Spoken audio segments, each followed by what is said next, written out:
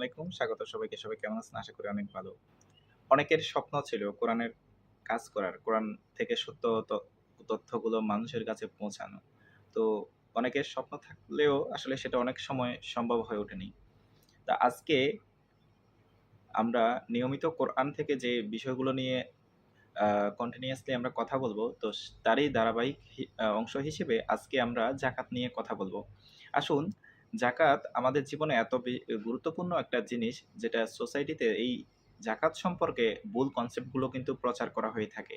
এই বিষয়ে আমরা আজকে একটু কোরআন থেকে সত্যটা জানতে পারবো। আপনি যদি আ বিশ্বাসী হয়ে থাকেন তথা মুমিন হয়ে থাকেন, তাহলে এই ভিডিওটা আপনার জন্য যাকাত সম্পর্কে আপনার যে প্রশ্নগুলো আছে বা আপনাদের প্রশ্নগুলো আছে, বিভিন্ন সময়, বিভিন্ন অকেশন, বিভিন্ন ফেস্টিভ্যালে আমরা দেখে থাকি সমাজের যে মৌলবীদের কাছে যে মানুষ ধর্ণা দেয় যে যাকাত সম্পর্কে কি বলা হচ্ছে, বা আমার এইরকম সম্পদ আছে স্থাবর অস্থাবর, সেক্ষেত্রে আমার যাকাতের সম্পর্কে আল্লাহ কি নির্দেশনা দিয়েছেন, কিংবা আমাদের দেশে বিভিন্ন ঈদের সময় সদাকার একটা মূল্য নির্ধারণ করা হয়ে থাকে। আসলে এই বিষয়ে আমরা একটু কথা বলবো।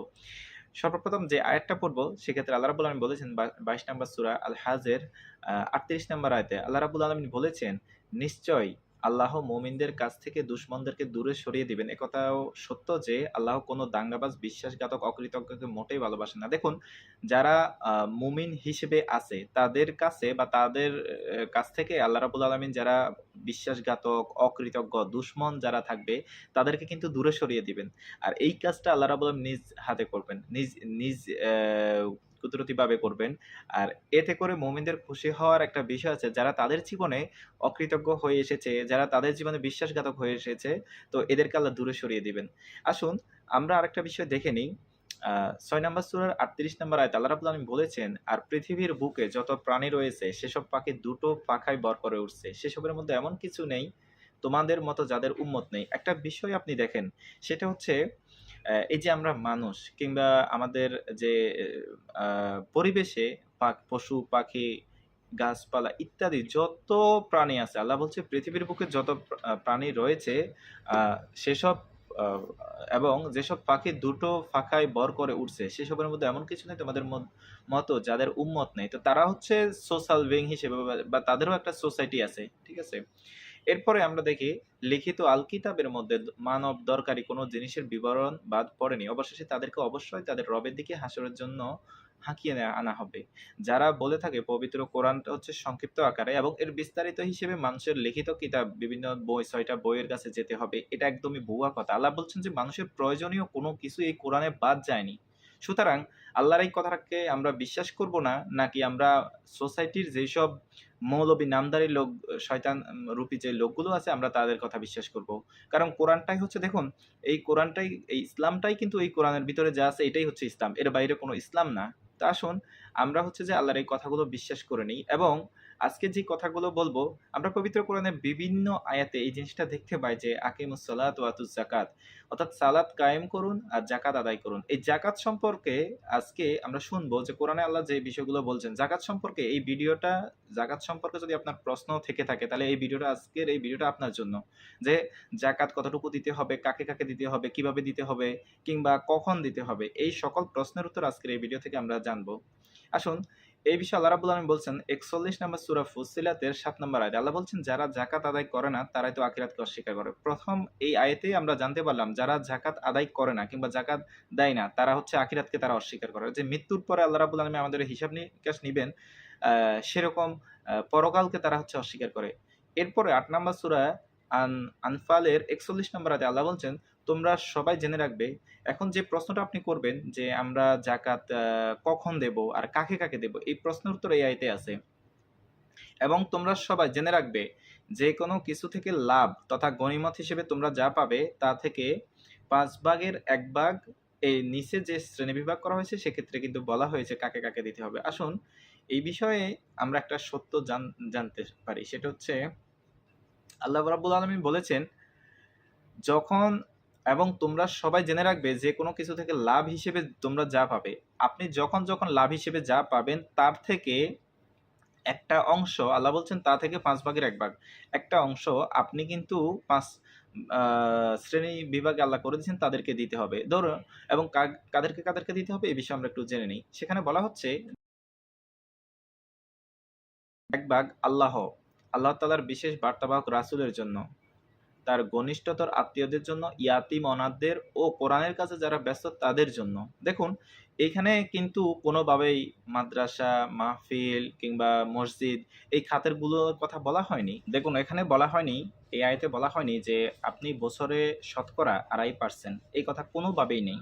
তো কেন এই কথাগুলোকে সমাজ থেকে আমরা গ্রহণ করব? আল্লাহ রাব্বুল আলামিন যে কথা বলেছে আমরা আসুন সেই ক্ষেত্রে এই কথাগুলো শুনি। আল্লাহ রাব্বুল আলামিন বলেছেন, আপনি আ যখন কোনো কিছু থেকে লাভ পাবেন, সেক্ষেত্রে হচ্ছে তখনই হচ্ছে আপনি কি করবেন? খুমুস দিবেন। এই খুমুস মানে হচ্ছে যে যাকাত হিসেবে আমরা যা জানি সেটাকে কিন্তু মেনশন করা হচ্ছে। আল্লাহ বলছেন ৫ ভাগের ১ ভাগ। কাদেরকে দিতে হবে? ১ নাম্বার হচ্ছে আল্লাহকে দিতে হবে। দ্বিতীয় হচ্ছে আল্লাহ তাআলার বিশেষ বার্তাবাহক রাসূলের জন্য। তৃতীয় হচ্ছে যে তার ঘনিষ্ঠতা আত্মীয়দের জন্য। চতুর্থ হচ্ছে ইয়াতীম অনাথদের জন্য এবং পঞ্চম হচ্ছে কোরআনের কাজে যারা ব্যস্ত তাদের জন্য কিংবা কোরআনের কাজে যারা লেগে আছে। যেমন পবিত্র কোরআন প্রেসের জন্য বা কোরআন থেকে সম্পূর্ণ কোরআন থেকে একটা বই তৈরি করার জন্য যে কাজগুলো আছে অর্থাৎ এবং এইখানে ৫ টা খাতের বাহিরে কোনো খাতের কিন্তু কথা আল্লাহ রাব্বুল আলামিন বলে নাই। আল্লাহ বলে নাই মাহফিলের কথা। আল্লাহ রাব্বুল আলামিন বলে নাই যে মসজিদের কথা। আল্লাহ রাব্বুল আলামিন বলে নাই মাদ্রাসার কথা। এই যে আমাদের সোসাইটিতে এই কথাগুলো প্রচলন আছে যে কাকে, কাকে দান করতে হবে এবং বিভিন্ন শীতের মৌসুমে আমাদের দেশে বছরের শেষে দেখা যায় যে ২ টা ঈদের সময় বা বিভিন্ন সময় মানুষ এই জিনিসগুলো হচ্ছে যে ছোট বাচ্চাদেরকে সমাজে আমরা দেখি যখন দান উঠে বা দান পাকার পর যখন সেগুলো দানগুলো যখন সংগ্রহ করে বিভিন্ন কিষানীরা তখন দেখা যায় যে ছোট বাচ্চাদেরকে বিভিন্ন আ বস্তা নিয়ে পাঠানো হয় দান সংগ্রহের জন্য। এগুলো একদম ডাহা মিথ্যা কথা। কোরআনের দৃষ্টিতে এটা সত্য না।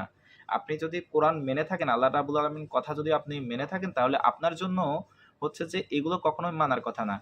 দেখুন, প্রত্যেকটা দেশের প্রত্যেকটা স্কুল, মাদ্রাসা, শিক্ষা প্রতিষ্ঠান, বিভিন্ন মাহফিলের নামে যে জিনিসগুলো হয়ে থাকে এগুলো প্রত্যেকটা দেশেই কিন্তু আলাদাভাবে সরকারি একটা সংস্থা আছে কিংবা বিভিন্ন মন্ত্রণালয় আছে। যেমন বাংলাদেশের ধর্ম মন্ত্রণালয়, ঠিক আছে? আপনি কিন্তু বাইতুল মোকাররমকে কিন্তু আপনি কোনো টাকা দিতে পারবেন না। কারণ এই প্রতিষ্ঠানটা হচ্ছে যে সরকারের ধর্ম মন্ত্রণালয়ের অধীনে জাতীয় মসজিদ। ঠিক আছে? এভাবে করে যে শিক্ষা প্রতিষ্ঠান আপনি ৫ জনকে দিতে পারবেন। সেক্ষেত্রে হচ্ছে হ্যাঁ, আল্লাহকে কিভাবে দেওয়া হবে? আল্লাহর কাজ আল্লাহর পথে আপনি যদি টাকাগুলো ব্যয় করে থাকেন, ঠিক আছে? এক্ষেত্রে বলা হচ্ছে রাসূলকে। রাসূলকে যদি না পান, যেহেতু আল্লাহ তাআলার বিশেষ বার্তাবাহক রাসূলকে যদি আপনি না পান, তাহলে আপনি কাকে দিবেন? আপনার যে ঘনিষ্ঠ আত্মীয়স্বজন আছে, আপনি তাদের মাঝে এই যাকাতের টাকাটা বন্টন করতে পারেন। ইয়াতীম অনাথ যারা আছে, তাদের ব্যাপারে আপনি খরচ করতে পারেন। এছাড়া যেটা হচ্ছে যে কোরআনের কাজে যারা ব্যস্ত তাদেরকে কিংবা কোরআনের কাজের সাথে যারা লেগে আছে, এইসব ভাইদেরকে বা বোনদেরকে আপনারা এই টাকাগুলো হচ্ছে ব্যয় করতে পারবেন। এর বাহিরে মসজিদ, মাদ্রাসা, মাহফিল থেকে শুরু করে অন্য কোনো শিক্ষা প্রতিষ্ঠান কোনো আ অকেশনের ব্যাপারে কিন্তু খরচের ব্যাপারে বলা হয়নি। খরচ করতে হবে এই যে শ্রেণীবিভাগ আল্লাহ রাব্বুল আলামিন বলছেন, যদি তোমরা আল্লাহ তাআলার প্রতি আস্থাবান হয়েই থাকো আর আমি আমার বান্দার কাছে যা কিছু ফুরকান তথা সত্য ও মিথ্যার মাঝে পার্থক্য দিয়ে থাকি সেদিন দুটো জিনিস যাকাত এবং সদাকা একত্রে মিলিত হয়। আসলে আল্লাহ তাআলা সকল বিষয়ের উপর কুদরত তথা পূর্ণ ক্ষমতা রাখেন। দেখুন, আমরা আগের আয়াতে একটা জিনিস দেখলাম, সেটা হচ্ছে যে যারা জাকাত আদায় করবে না তারা হচ্ছে আখিরাতকে অস্বীকার করে। আর এই আয়াতে আমরা পেলাম যারা জাকাত দিবে না, জাকাত আদায় করবে না তারা হচ্ছে যে আল্লাহকে বিশ্বাস করে না। তাহলে যারা জাকাত দিবে না তারা পরকাল এবং আল্লাহকে বিশ্বাস করে না। একটা বিষয় আমরা ক্লিয়ার হলাম। আসুন এরপরে এই ৫ টা যে খাতের কথা বলা হয়েছে, এই ৫ টা খাতের কিন্তু ছাড়া আমরা আর কোথাও জাকাতের টাকা দেব না। আমরা মসজিদ, মাদ্রাসা, মাহফিল নামে এগুলোতে কিছুই দেব না। কারণ এগুলোতে দেবে হচ্ছে ধর্ম মন্ত্রণালয়। বাংলাদেশে যেহেতু একটা ধর্ম মন্ত্রণালয় আছে, তো তার কাজটা কি? আপনি শুধু কি ধর্ম মন্ত্রণালয়ের কাজ কি এই যে আপনার হচ্ছে যে ঈদুল ফিতর যখন হবে, ঈদ কবে হবে বা চাঁদ কখন উঠবে এটাই কি তাদের কাজ? না। ধর্ম সংক্রান্ত যত কিছুই রিলেটেড কনসার্ন আছে, রিলেভেন্ট সবকিছুই কিন্তু আপনার ধর্ম মন্ত্রণালয়ের কাজ। আসুন এরপর আমরা দেখে নিই ৬ নাম্বার সূরা আল আনআমের ১৪১ নাম্বার আয়াতে আল্লাহ বলছেন, আল্লাহ তো মাসানওয়ালা ও মাসান ছাড়া সব রকমের জান্নাতের বাগিচা দুনিয়াতে তৈরি করে রেখেছেন, খেজুর আর ফসল ক্ষেত্র, যাতে নানা রকম ফলমূল সৃষ্টি হয়, জলপাই ও আনার একই রকমের ও বিভিন্ন রকমের। যখন ফসল তৈরি হবে তখন তোমরা এইসব ফলমূল থেকে খাবে আর রবের জন্য নির্দিষ্ট অংশ তা থেকে ফসল কাটার দিনই দিয়ে ফেলবে। একটা জিনিস এই আয়াতের এই অংশটা আপনি একটু নোট করেন। আর রবের জন্য নির্দিষ্ট অংশ তা থেকে ফসল কাটার দিনই দিয়ে ফেলবে। তোমরা অপচয় মোটেই করবে না। নিশ্চয়ই মহান রব অপচয়কারীদেরকে মোটেই ভালোবাসেন না। আপনি একটা বিষয় ক্লিয়ার, যখনই হচ্ছে যে ফসল কাটবেন তখন হচ্ছে আল্লাহ তাআলার জন্য নির্ধারিত যে অংশ সেটা আমরা ৮ এর ৪১ এ পেলাম যে ৫ ভাগের ১ ভাগ দিতে হবে। অর্থাৎ আপনি দান কাটলেন।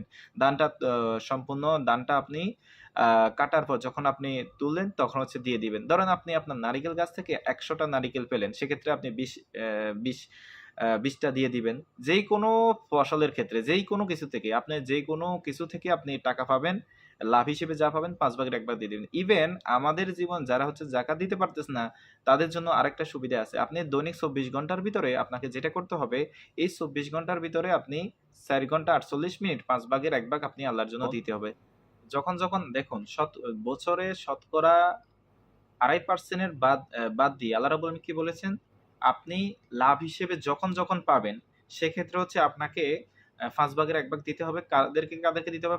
৫ টা শ্রেণীর আল্লাহ করেছেন এবং হচ্ছে যে আল্লাহ বলছে যখন ফসল কাটবে তখন আল্লাহর জন্য নির্ধারিত অংশ দিতে হবে। তার মানে হচ্ছে যখন যেখান থেকে আপনি লাভ হিসেবে যা পাবেন সেখান থেকে ৫ ভাগের ১ ভাগ লাভ হিসেবে যা পাবেন, সেক্ষেত্রে আপনি দিয়ে দিবেন। হ্যাঁ? এবং এই ৫ জনের বাইরে কাউকে কিন্তু দিতে হবে না। এটা আল্লাহ বলেনি। আপনি যদি করে থাকেন আল্লাহর প্রতি আপনার আস্থাটা আর থাকবে না। কেমন? আসুন ৪১ নাম্বার সূরা ফুসসিলাতের ২৬ এবং ২৭ নাম্বার আয়াতে আল্লাহ রাব্বুল আলামিন বলছেন, আর যারা আয়াত গোপনকারী কাফের তারা বলে তোমরা এই কোরআন তথা রব্বানীতন্ত্রের আইন মোটেই শুনবে না। যখন আপনি যাকাতের কথা বলবেন সোসাইটিতে অনেকে দেখবেন যে আরে এরা কি বলে?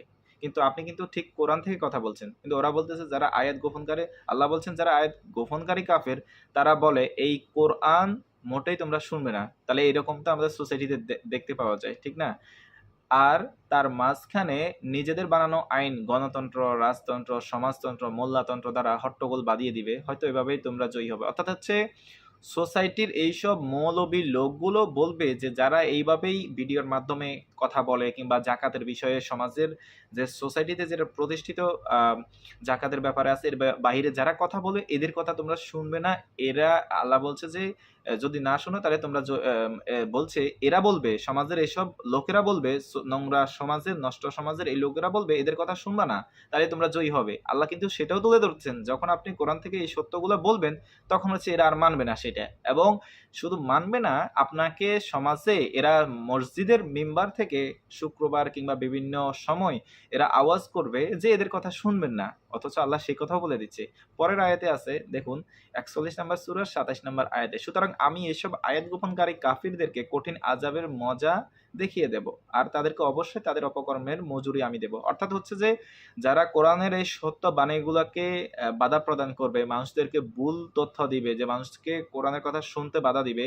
আল্লাহ বলছে যে এরা হচ্ছে হট্টগোল বাধিয়ে দিবে এবং এদেরকে এখান থেকে মানে ওরা বলতে মানে এদেরকে বলা হচ্ছে যে এরা মানুষদেরকে এভাবেই কোরআন থেকে আ দূরে রাখবে। আল্লাহ বলছে যে এরা কখনোই কিন্তু জয়ী হবে না। এই আয়াত গোপনকারী কাফিরদেরকে আল্লাহ কঠিন আযাবের কিন্তু দিয়ে দিবেন। আর হচ্ছে যে আল্লাহ বলছেন তাদেরকে অবশ্যই তাদের অপকর্মের মজুরি আমি দেব। সুতরাং হচ্ছে যে ভয়ের কিছু নাই। আপনি কোরআনের কথা শুনবেন। দেখুন বাংলাদেশে শত হাজার মানুষ আছে যারা হৃদয় দিয়ে আল্লাহ তাআলাকে ভালোবাসেন।